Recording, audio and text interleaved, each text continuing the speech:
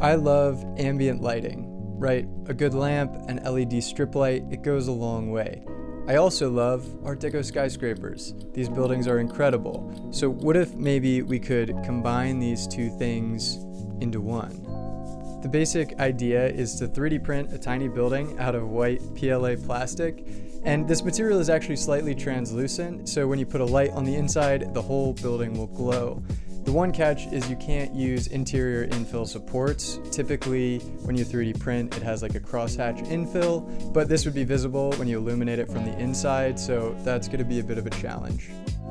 So the first question, which building?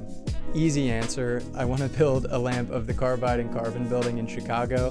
This is just my favorite building in the country. Literally wrote the book on Art Deco skyscrapers, and this one's just so unique. Okay, so I might have already built a model of this building, but this one's a little bit too big, and it does have lights on it, but it's not quite a lamp. So we're gonna scale this down, change the material to 3D printed PLA, and see what happens. But for now, just forget about this model. To help build that model, I did painstakingly recreate every single detail digitally to create this like digital duplicate of the top of the skyscraper, and that's gonna come in handy. With that hard part out of the way, the next step's super easy. All you have to do is hit print. The 3D printer does all the work. It's incredible. Okay, so yeah, it does exceed the 10 inch by 10 inch by 10 inch print volume, but not a problem. We'll split it up into parts and let's try this again. Okay, I'm pretty sure it's not supposed to look like that. So one of the layers just didn't stick to the layer below it. This could have been caused by cold air. It's winter, there's a window right there. So I think just increasing the nozzle temperature will hopefully solve this issue. This base section alone takes about 17 hours to 3D print, so I hope I don't have to redo this.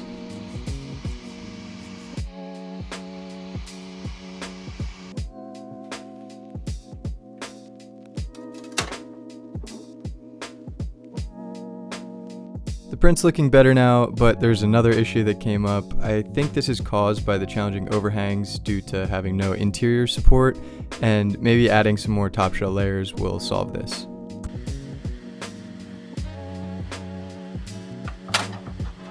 Looks like it worked.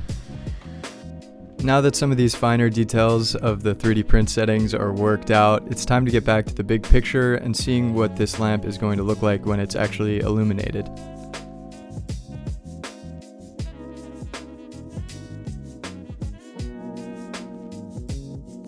This is when I realized that I messed up. To support the spire above, this middle section had to have a little bracket, and because of the extra plastic there, it makes the facade a little bit darker in this section. That's not going to work. So with the new design and a reprint, I think I fixed the problem. This effect becomes a lot less noticeable when the supports are just located in the corners. The next thing I have to figure out is what does the base of this thing look like? I definitely knew I wanted to ground the 3D print with something because it's very light. So I found these pieces of wood on Amazon. They're actually bowl blanks for people that carve bowls. I'm not gonna do that, but it works perfectly for my case. This is a piece of cherry wood, and I love the contrast that this provides. The 3D printed material is very detailed and very light, whereas this is monolithic, heavy, and simple, so I think it's gonna look great. When I first 3D printed this bottom section, I was just so excited to see it that I didn't even consider how I would connect it to a base. So I think I have to add in some structure and some holes where I could potentially add screws to hold this to the wood. I think I have it figured out, so let's just reprint this part again, another 17 hours. Okay, so this worked in my head, but now that I printed it and I'm looking at it, the way this cord is interacting with the print is it's just not gonna work. So let's go back to the drawing board and try to get it right this time. So what we were working with is this fixture right with the bulb, and the wire was coming out right here between the 3D print and the wood block. What if we elevate this whole base, just put it up on these rubber feet, and then we could cut a hole in the center of the wood block, have our light bulb, and just run this wire directly out underneath. This will be a much cleaner detail, and I like that instead of the wire being fixed to one side of the light, you can kind of arrange the wire however you want. It can go out any side of the light. So unfortunately this fixture is not going to work anymore because the cord is kind of fixed coming out the side. I need it coming out the bottom. I ordered these simpler light fixtures, pretty much just a cord, a bulb socket, and a switch to turn them on. This means I need to 3D print my own bulb holder that's going to elevate it to the center of the lamp, and that introduces some interesting possibilities. Rather than screwing the 3D printed building right to the base, I decided to treat it more like a lampshade. So I designed this base section that holds the bulb, and then the top model just slides into these channels, and it also creates this nice 1/2 inch reveal, which I think looks great having some more light coming out of the bottom. And now, hopefully for the last time, let's reprint the base.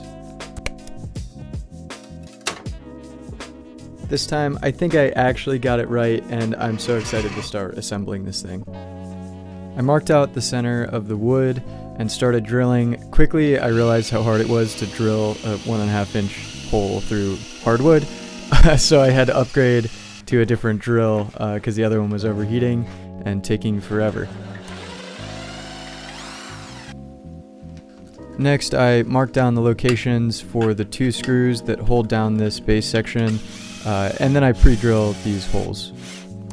Then I marked out the locations for the rubber feet, and I pre-drilled those holes as well.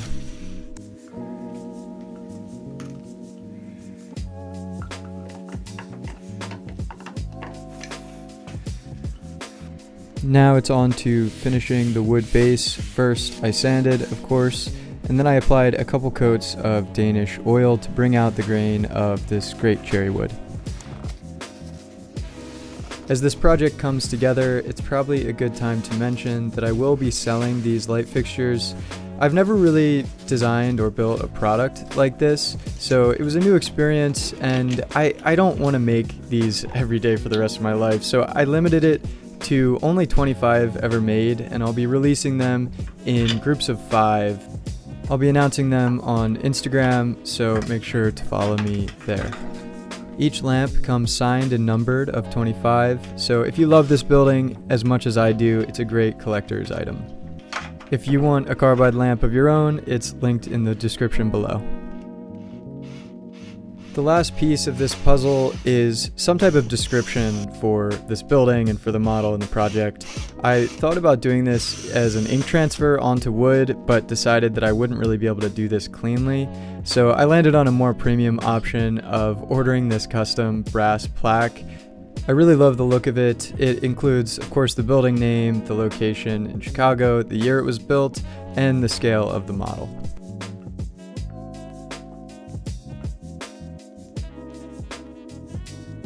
And here is the final product coming together. I have really enjoyed the process of dipping my feet into 3D printing. It's been something I've been interested in for a long time, but just recently actually got the printer. So I hope you enjoyed this process, and I hope you learned a thing or two along the way.